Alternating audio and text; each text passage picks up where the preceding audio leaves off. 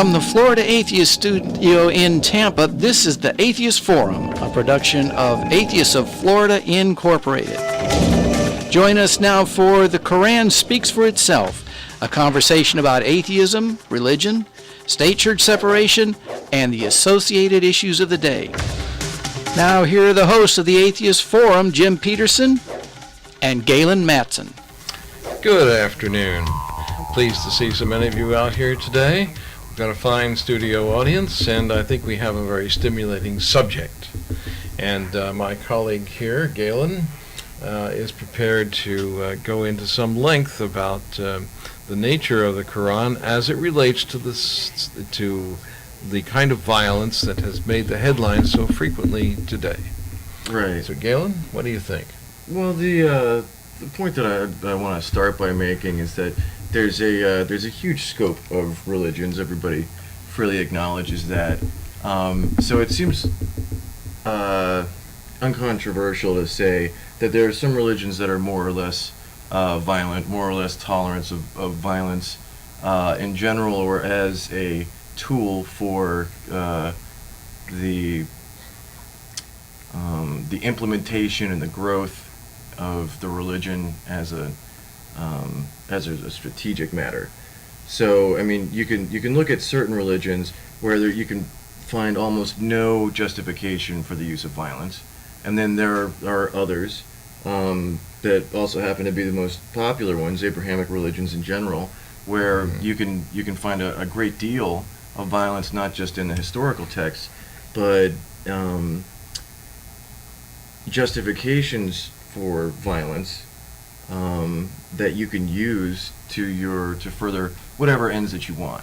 And my position is on this spectrum, Islam is far to the we'll say the right, I guess in this case, on it's the utility of the violent passages to justify violence in the real world.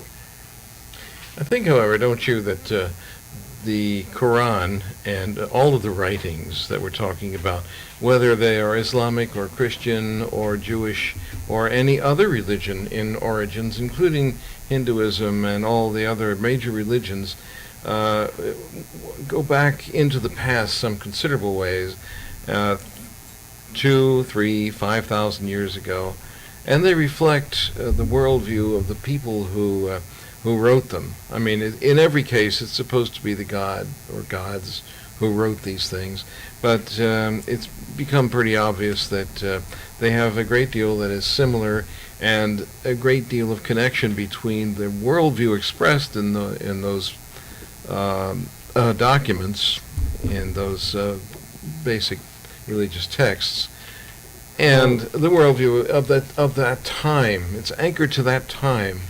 And so it was not unusual for warring tribes to commit great atrocities. And, of course, they needed to have some sort of a confirmatory reason for it.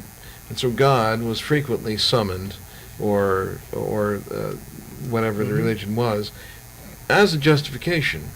And it was perfectly adequate at the time. Yeah.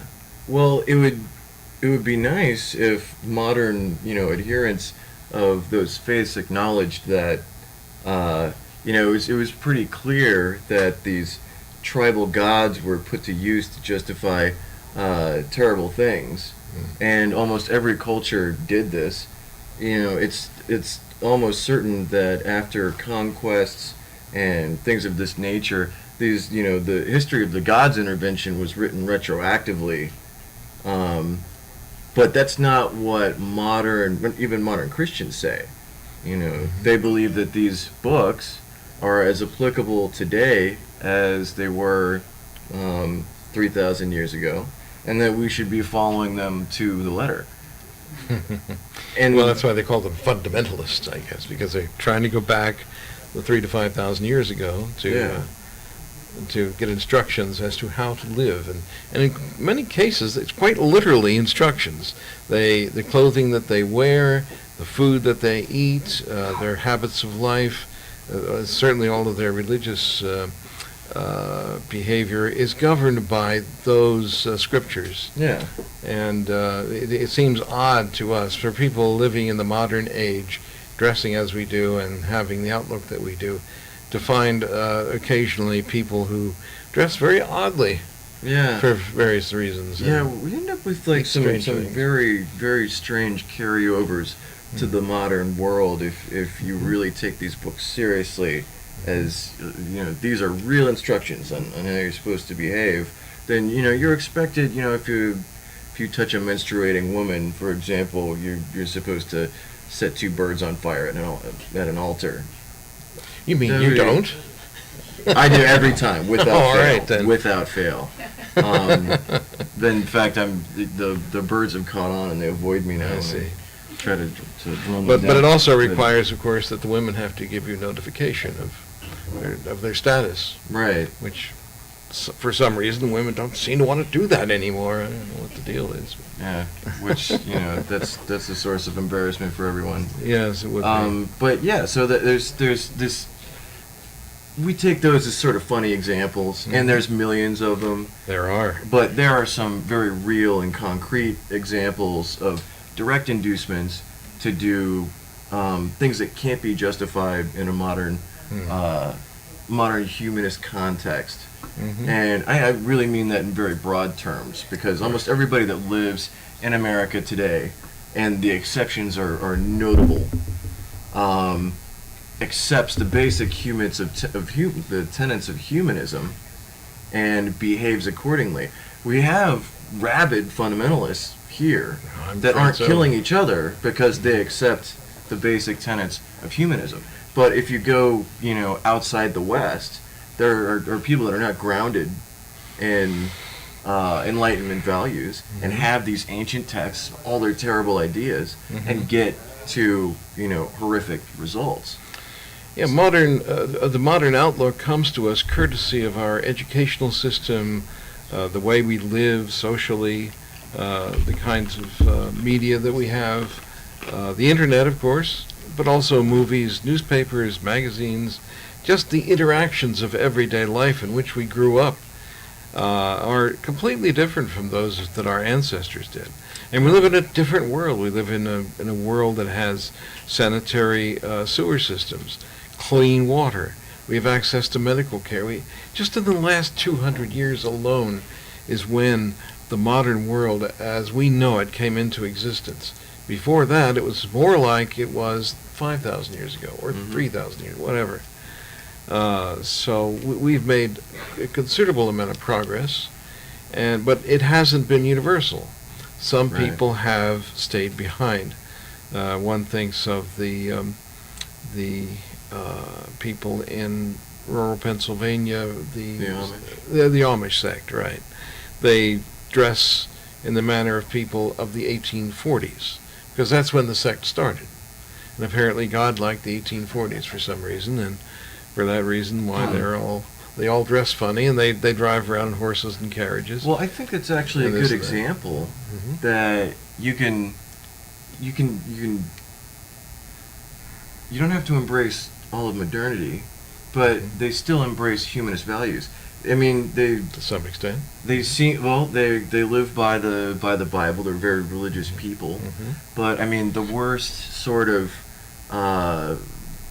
violence you see amongst the Amish is like beard cuttings and public shaming. But there's not a murder suicide cult of death and Armageddon and chaos and wars between different towns of Amish people. They seem to have bought into the whole you can believe something different from me and we can get along just fine. And that's where I like to draw a comparison between Christianity and Islam. This was what I was alluding to before, is that far be it from me. This puts me in an awkward situation of coming to extolling the virtues of Christianity. So I won't go too far.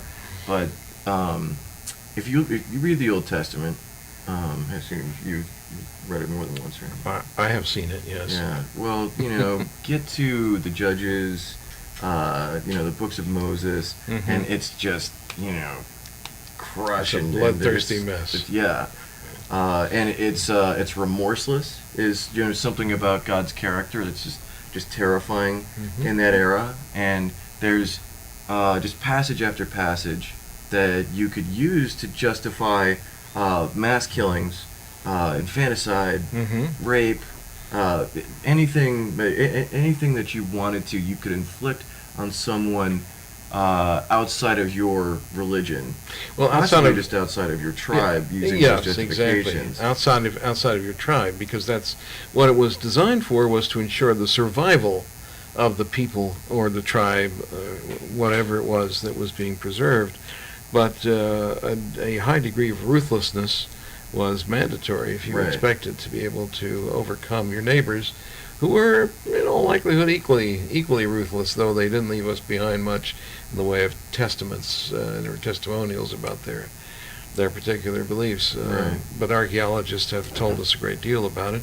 But in the main, all of these religions and those who at the time opposed them were very similar. And just as the people in Pennsylvania were anchored to 1840, the Islamic religion is anchored to the 7th century, and the Judaic religion, who was the spur for Christian religion later, was anchored at a certain point in time, a certain level of human development at that time. But the question is, why does it persist? Why does it hang on, and why doesn't it go away? I mean, obviously, large numbers of people were able to break free. I mean, all of us in this room, certainly, but all of us throughout the United States and the Western democracies in what we call civilization. Most people have made a clean break with the past, wouldn't recognize it, wouldn't be able to live there. So the question is, why on earth do we have some few people somewhere who persist in trying to find a basis of their behavior in a social and economic system that existed many, many millennia ago? Yeah, that's a hard question to answer. A lot of it it really seems to vary by region, so it clearly has some cultural basis.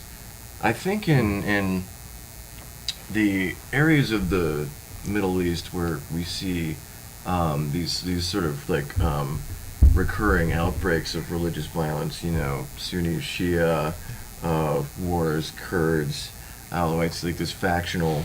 There was already a very tribal kind of character to the culture that existed at the time. People still have like very close affinities to their extended families, and there wasn't there's not a nationalist kind of sense. Nationalism brings its own problems, but it at least expands the scope of your tribe to include people that may not share your religion, may not share your your language, but they you at least share borders and governance and. But would you think that maybe the absence of an industrial infrastructure made it possible for people, not possible, but necessary for them to continue the kinds of agrarian outlook that characterized the lives of their ancestors through many generations back and back, and it was expressed in cultural ways, and mainly in relating to land and how it was distributed, but also in relation to the treatment of women. Women seen as objects, manipulated, made to dress in very restrictive ways, behave in very restrictive ways, being always subservient to the males in the family. Right. This, that, and the other thing guarantee the continuity of a certain kind of outlook. I think we can have some optimism in regard to the possibility of change when you compare it to what was I saying? Well, I think I Western. Mm-hmm. I agree with that utterly. I mean, we saw with the advent of agriculture and stationary, when we became stationary, property rights took on a new significance, Yeah. and heredity, passing like family lines. This became sort of a male obsession, and that's why the control of women became very important, because you had to ensure that your male line would inherit your property in perpetuity. So that the religions that came to exist around this within this cultural context is exactly what you would expect that insecure and covetous patriarchal men would invent, because it basically sets the rules that is by which men are established at the top of their families and into the control of the society and the community in general, and women are property that can be controlled, and the reproduction is serves to sustain the hereditary The line. yeah of transferring property down through generations, Exactly. and maintaining a family system. And there's clearly some problems with that. So all this was going along just fine for centuries upon centuries of more or less static patterns of behavior, with very little in the way of cultural alterations or changes, and perhaps it was the fact of colonization, of division of Europeans coming into the area of the Muslim world, that in the pursuit of colonies, land, of course, but also resources, and in the main and most obviously oil. And this pursuit upset the ruling order of things, and probably aggravated, would you think, and brought into existence these extreme cults, such as Wahhabism and so forth. Were these not reactions to the perceived large influence of Western? Some of them were. I mean, Salafism was, a reaction to perceived decadence by the West, but a lot like the Sauds who established Wahhabism as the official doctrine of Islam in Saudi Arabia, and been exporting it very successfully. The Sauds were basically picked to take power in Saudi Arabia, and that was a modern colonial exploit for very cynical reasons. But is that the origin of the chaos we see now? I don't think so. I think that's a good sort of postmodern justification for it, with some validity. But there's the history of violence is almost nonstop. From when Muhammad lived, he murdered people. In fact, he did mass killings against Jews and other tribes in Medina, and he parceled off their wives and daughters of the slain to his followers as booty. But then it wasn't this, though, part of the fact that the state of that part of the world was at the time in chaos and in perpetual warfare of tribe upon tribe, so that the reason why so many were killed and repression was so widely experienced is simply because there was no stable or stabilizing influences. No empire ruled the land or anything. It was all small warring tribes that were exercising themselves. Sure, on each other. but I mean, this is the person that's supposed to be the best example of human behavior by which all others are to be judged and whom we should all emulate. So, Muhammad was a guy that married a 6-year-old girl. Yes, I've and heard then had sex with her when she was 9. This is the best guy. This is like the most holy man, the last person to deliver the perfect word of God. This is who we're supposed to take as an example. He killed people during his day, and in the beginning, he wasn't very violent, but he in sort of the nascent establishment of Islam under Muhammad, there was he came into conflict with the established orders, and he dealt with it through grave but effective violence, and sort of set the precedent that would follow. Because after Islam didn't go up for export until Muhammad died, and then Abu Bakr became the first, established the Islamic Caliphate, and they went on successive wars, conquering into Syria and Egypt, the Persian Empire. One after another, they grew their army through violence. They would, capture towns, and they would force all of the men to either submit, become Muslim, or die. Or you could. There were basically 3 options when the Islamic army showed up at your door, and these are the prescriptions the prescription in the Qur'an is that for the infidels you have 3 deals. You can either convert and become Muslim.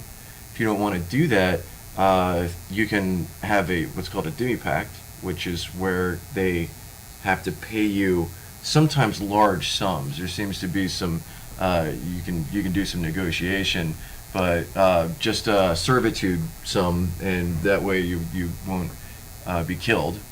And these were the conditions that a lot of Muslims like to point out, that Jews lived under the Ottoman Empire, but they were always second-class citizens. Jews and Christians and people of other religions. They had a special tax rate that was based on religion. The third option, I'm digressing, but the third option was die. So that was when the Islamic armies rampaged across North Africa and up to Turkey and across to Persia. Almost all of the large territorial and population gains under Islam occurred between early 600s and the middle 700s. These very rapid territorial gains, and then there were succession problems, and there was a breakup. But within 100 years, they had conquered all the way to Spain and all the way to the Ganges. It was kind of a remarkable feat, but it wasn't for one. It's not even comparable to the expansion of Christianity. Early on, the expansion of Christianity was through missionaries. Very, very devout guys would go and set up during the Roman Empire, which was much easier to practice strange religions then. But they would go establish churches. They would begin converting people, and eventually, the Roman once they got Empire, more power, of course, is tolerant of other religions. Right, but it didn't spread by the sword initially. Once it had the power to do so, it acted much as any other Abrahamic religion. But so I'm saying there's a fundamental difference in the establishment of Islam and the empires that resulted from it were established in warfare, and there's ample justification for it. So what modern Islamists and jihadists are saying is that we have justification not just from the Quran but from the history of Islam to carry out violence almost without limitation. against unbelievers and against other Muslims, even so long as they're not our particular variation of it. Our brand. And so for that scope and breadth of things that we see, organizations like ISIS, we're appalled constantly, but there's technically nothing that they're doing that's even does not contradict the Qur'an or right. Well, it's. I think much of this is explained by the fact that the name Qur'an means surrender, if what I'm told is correct. The name Islam means submit. Submit, okay. Well, submit, surrender. Submission. But in any case, the idea is if somebody shows up at your doorstep and says, "I'm from Islam," you better just give it up somehow or another, because the other alternative is none too pleasant. Well, I think that's a the pretty good, the awkward position that we're in now is we could ignore religious violence in other parts of the world because it didn't affect us, and our experience with religions that we're trying to expand within our borders was they would knock on our door and say, "Would you like to hear the last testament of Jesus Christ," or would you like to have a copy of the Watchtower or some other pamphlet? And you can just say no, or have a perfectly decent exchange, or welcome them in and get converted if you want or not. But they wouldn't kill you. Right, they wouldn't. So they wouldn't show up on your door and say, "Convert or die," or "Pay me." But that's the kind of religion that's now on export. That's what we're seeing with ISIS. And it started, I guess, in this sort of world-changing kind of crisis point with 9/11 and Al-Qaeda, but Al-Qaeda's not really as much of a player anymore because ISIS is the... well, of course, you can find roots to go even further back than that, into the 19th century, when there was a lot of unrest throughout the Mideast because of the fact that of the European expansionism and control over that area. The Ottoman Empire, for instance, was something that worked in conjunction with mainly British imperialist forces and controlled a great deal. And so it aroused a lot of anxieties among the people who lived in that area. And also their resources again. The Mideast, to a large extent, is a desert, a vast desert from the Sahara all the way up into northern Syria and across Iraq and so forth. The agricultural zones are fairly small by comparison. So very valuable. Very valuable as a consequence. So those are all conditions and circumstances which make it very highly likely that there's going to be, especially as the population increases, a great deal of unrest, because you have a lot of familial lines that you discussed earlier that are developing, and the heirs to whatever lands they had are increasing in number, while the land itself is actually decreasing, mainly caused by the encroachment of desertification. And this has been a long-going process. It goes back into the 17th century. So yeah, I think it's fairly certain that the actual climate in the Middle East has been slowly shifting and becoming more arid over time. Yeah. And thousands of years ago, it probably was more green. It was more. There was more. It was more fertile. Yeah. There probably could have supported a larger population, but civilizations at the time gained some tools to deal with the shifting climate, such as irrigation, and Baghdad and that region was a what they call the Fertile Crescent. the Fertile Crescent between the Tigris and Euphrates and the surrounding lands. They had, going back to the Sumerians, they had vast irrigation works, and were able to support large populations. Quite a feat. But there were these periods there where civilization got set back in a very violent manner, like when the Assyrians captured Ramadi.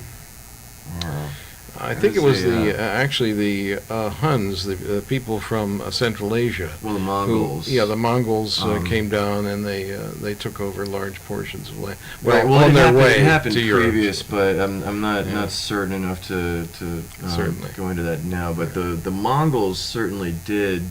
They sometimes leveled entire cities just to create pastures for their horses, and they denuded that region of people. Their slaughters were just unimaginable, and this may have itself played a part in the shifting character of Islam at the time, because this was during the 1200s. It was on the heels of the Crusades, or I guess in between Crusades. But until then, Baghdad was kind of the center of the Islamic universe. They had, the world's largest library, or it was up there with the Library of Alexandria. This was sort of the time frame where they were known for their science and chemistry and the really good aspects that we like to focus on in the school book version of religious studies. But the Mongols changed everything. They were so brutal and so vicious. They really set that whole region back, and they just changed the whole outlook of Muslims in the region. You saw after the Mongols, even after the Mongols had retreated and new orders established in their place, the people had changed, and they became much more conservative and much more mistrusting of outsiders, and it was devastating for the growth of science and culture and literature at the time, and it was actually kind of the end of the influence of that region. Afterwards, everything began to shift west to, after we had the rise of the Ottomans in the succeeding several hundred years, and we really have the Mongols to thank for that. And the Ottomans had a Byzantine tradition that gave them some of the aspects of Romanization, but they also had a culture of it was a mixture of Arabian Islamic culture. You get some sort of notion of that when you look at what happened with Spain, where the majority of Spanish territory was Islamic up until the beginning of the 16th century, and they had a great tradition of scholarship and a very civilized place, vast libraries where Jewish and Islamic scholars worked together. And in fact, much of our own heritage of Western civilization comes from the books that were copied by all of these scholars. Everything we know about Plato and Aristotle, the great Greek and Roman thinkers, was brought to us courtesy, to a large extent, of the Islamic society that ruled Spain up until that time. So we have much to thank them for in terms of the way that Islam used to be at that point. It developed very favorably in terms of civilization, in Spain. So well, I think this goes back to sort of how religion kind of modulates culture. You can have this underlying culture that's very productive, and this religion kind of gets put on top of it, and it gets all the credit for it. Of course. So the Sumerians were sort of the one of the earliest civilizations, and they developed the early aspects of mathematics to use in construction, masonry, irrigation, a lot of these very important technologies. Indeed, the very number system that we use, the Arabic system of numbers, comes from that period. And there was, at the time that the caliphate came to control the entirety of the Middle East, it already had a tradition of inquiry, and there had, Alexander had come through with the Greek systems of organization, writing, and so there was already an establishment of thought and inquiry, and when Islam came to control the region, it didn't stamp that out, because the rulers recognized the fruits of the material free advantages, thinking, at the time. And it wasn't until, as I was saying earlier, that I think the Mongols sort of shifted the way that people in that area thought and behaved. One of the interesting examples is that scientifically, they back several hundred years BCE, they had discovered electricity and had primitive batteries that they used to solder jewelry and that sort of thing. So it was a pretty amazing and extraordinary thing that at such an early time we have what is regarded by us as one of the main centers of our civilization is based on electrical production. Had they been allowed to develop further, who knows where they might be presently. But it was, as is so often the case, why they were nipped in the bud by violence and hatred and so forth. So let's reel it all the way back to just reel it in. the contrast of religions. If you today want to justify violence in the name of Christianity, I feel like you have to really push to the side a lot of the content of the New Testament, and there are some things that you can hone in on to justify your bad behavior, but Jesus didn't kill anybody, and he was certainly passive in his inducements to, for the most part, to violence, and there were some metaphorical. He came not to bring peace but a sword. Right. There's a little contradiction in that. Sure, but he's not saying who to kill necessarily. But a lot of people. But if you bring a sword, traction. somebody's got to be at the other end of it. Sure. Well, I came to set son against father and mother against daughter. But he also said, do unto others as you would have them do unto you. The golden rule. And but he didn't say relax and take it easy. Everything's going to be okay from now on. I'm not.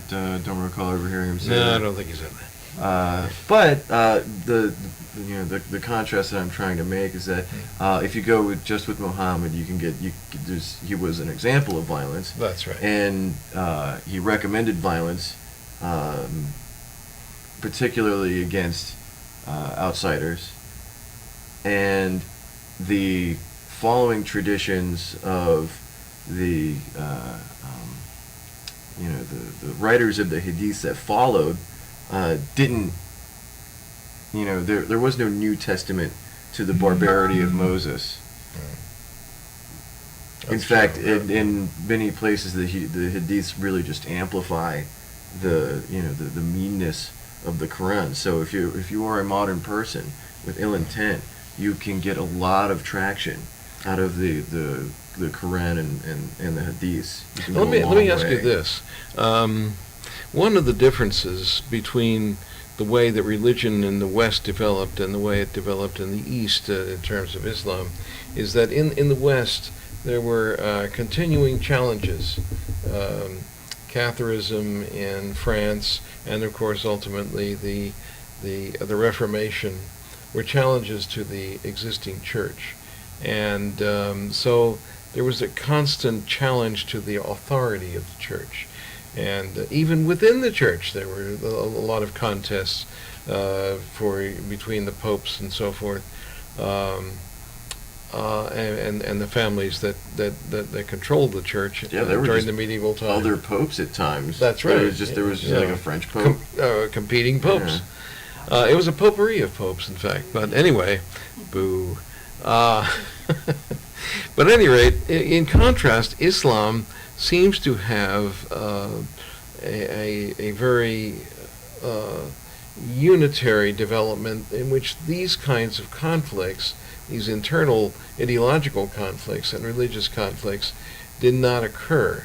The kind of economic development, what with the development of capitalism and so forth, and then in our time the development of socialism and all kinds of alternatives were not something that were embraced in the Middle East or in the Islamic world. So those are two that tension that signified the development of the evolution of our civilization as compared to the Islamic civilization. Well, there were a lot of things that worked there. So the unity of Islamic civilization is kind of a myth.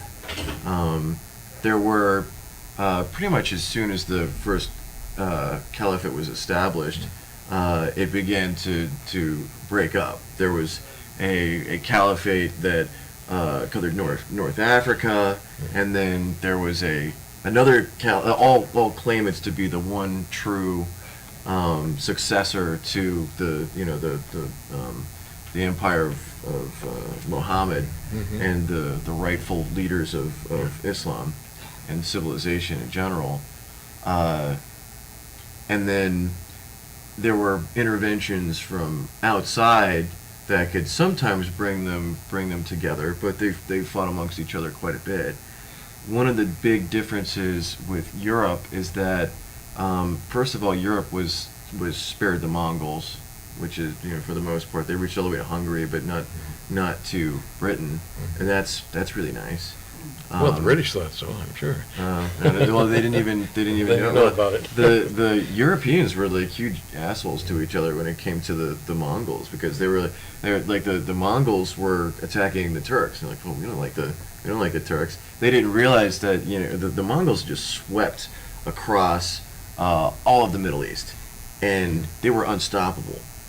And the Europeans, instead of getting together to defend against the Mongols, which is exactly what they would have to do to prevent their own mass slaughter, were just like trying to play this politics game, like, oh look, they're attacking the Turks, and like that, they're attacking the Kievan Rus, or what was the Muscovite Empire in the north, the nascent Russian. Yes. They were just depleting these countries and destroying them, and rivals were like, go ahead, destroy them all. But they don't realize that they were setting the stage, because that was exactly what the caliphates, the various Islamic empires, had done at the time. They didn't like each other, and when the Mongols were coming in from the east, just annihilating everybody, they weren't coming to aid their fellow Muslims until it was too late, and then it was just. So whoever the Mongols were attacking was the enemy of somebody who would not intervene because they enjoyed the sight of their enemies falling to the Mongols. Or they expected that because silly. Invasions weren't uncommon. Just the Mongols were uncommon amongst invasions. They didn't realize just the scope and the danger that existed there, and didn't take it seriously. But I guess that's kind of a whole nother discussion. Yeah, actually it Falls is, outside but the it's scope an of this. interesting one though, because they have a significant influence. And once they settled in the Islamic region, they adopted Islam in some of the khanates that resulted. So what do we do? We only have about a few minutes left. So what are your recommendations about how we should handle the current generation of Islamic fundamentalists and their very antique approach to Well, that's really the society. tough one. That's the tough It one is. now, isn't Well, I it? figured it would only be a couple of minutes. You'd have it all wrapped up. Oh, I don't know. You I don't know. know if I guess in short, the danger is that these are people with a 7th century mindset with 21st century weaponry. If we could deprive them at least of their 21st century weaponry, we could diminish the harm that they were capable of inflicting, and then work on fixing their 7th century mindset, which takes a lot more time. Well, that sounds like a pretty good solution to the problem. I mean, well, it's an approach to a solution. Taking their guns away is certainly a very important aspect of dealing with the Islamic State. But on the other hand, that's rather hard to do because they don't want to give them up for some reason. I don't know. They're just being difficult. And we keep selling them to them cheap because we're trying to, Well, we can make some money we're, there. we're picking winners and losers. Mm-hmm. It varies by the decade. If we do that, we'll be the losers. But at any rate, but all of this involving religion is, of course, a story. And modern people everywhere have stories that many of them seem to rely upon for some sort of guidance as to what to do, how to think, and how to behave. And so your job as civilized people is to remember that if the story seems too implausible to be true, don't believe it just because someone wrote it down. make them prove it.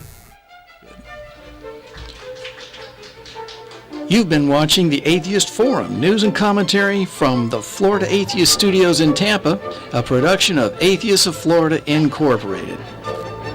For more information, visit our website at aof.ngo.